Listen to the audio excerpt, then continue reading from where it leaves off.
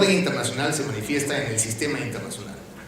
El orden internacional de la Guerra Fría simplemente enfrentaba dos mundos, hasta inclusive había un tercer mundo que eran los países no alineados, pero en ese enfrentamiento de los dos mundos existía un equilibrio estratégico, en el cual, pues, como ustedes conocen, hubo todo un desarrollo armamentista y particularmente de tecnología nuclear que puso en riesgo, pues, a todo el mundo en realidad. Se llegó a tener tal arsenal de armas en el mundo que podía tranquilamente destruirse 36 veces la Tierra. Eso para que tengan ustedes una idea, por eso había tanto celo en los países, particularmente en Estados Unidos y la Unión Soviética, que se llamaba en ese momento, por establecer defensas ante ataques nucleares masivos. Por eso es que hubo tanto problema en la colocación de los misiles en Cuba, hubo la crisis de los misiles, e inclusive hasta ahora no se soluciona el problema.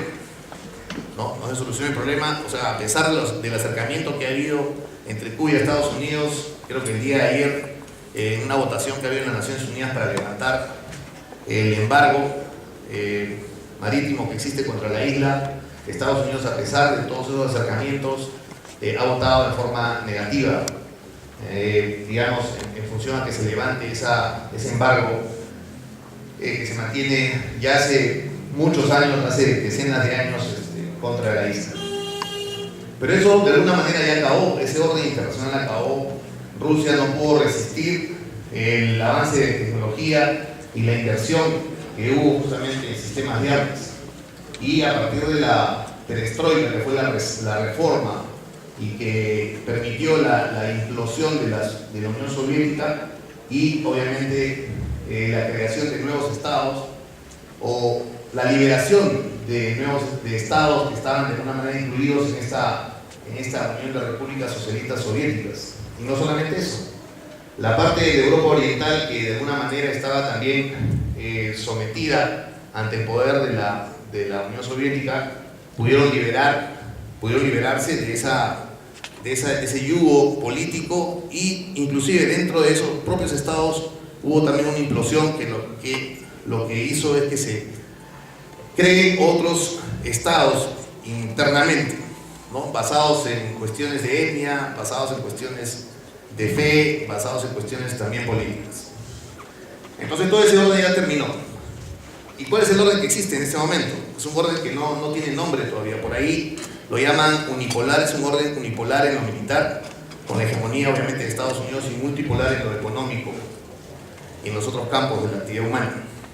Pero sin embargo no es un orden que haya recibido, un orden internacional que haya recibido un nombre en particular, simplemente se entiende como características. Hasta ahora los expertos están tratando de denominarlo, existen varias propuestas, pero finalmente esa no es la solución del problema. La solución del problema es otra, la solución del problema justamente que ha crecido en términos de naturaleza, ¿no? Se tiene que desarrollar en forma muy inteligente y soberana por parte de todos los estados. No todos los estados tienen el mismo problema.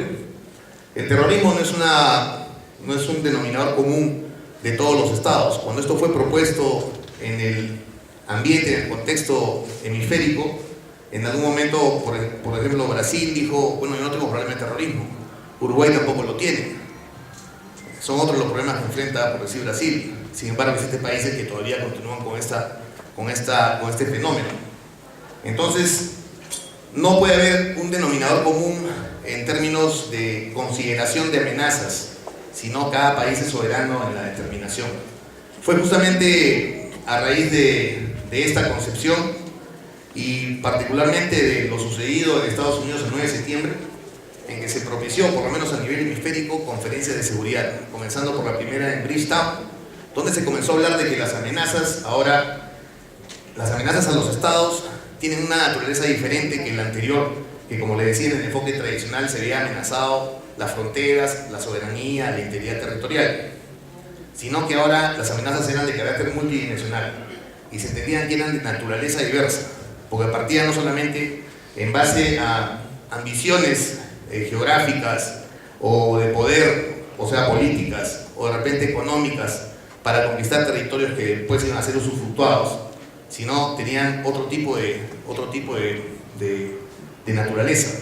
y era de alcance multidimensional, se acuñó ese término porque se entendía de que repercutía en las diferentes dimensiones donde se da la realidad nacional, pero en dimensiones donde, a diferencia de los ámbitos o de los contextos que conocemos, existen estructuras, existen organizaciones, existen instituciones, existen instrumentos, porque hay que entenderlo así. O sea, este fenómeno no solamente surge de diferentes dimensiones, sino también impacta en esas diferentes dimensiones.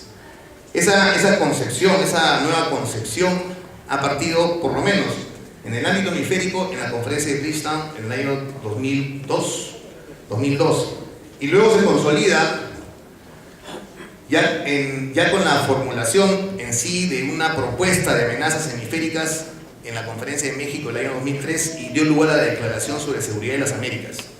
Esto permitió, por lo menos a nivel hemisférico, la siguiente, por favor. Otra más.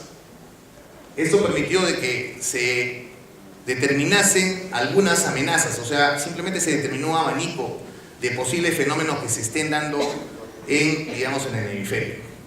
Tenemos que entender que la OEA obviamente tiene la hegemonía de los Estados Unidos y como estaba muy cercano el tema del 9 de septiembre, pues esto fue impulsado porque se esperaba de que todos compartamos, nos solidaricemos y compartamos también ya con un nuevo enfoque de seguridad el problema del terrorismo internacional, que a partir de ese momento, pues, como ustedes saben, comenzó a liderarlo Estados Unidos por lo sufrido con las Torres Gemelas en Nueva York.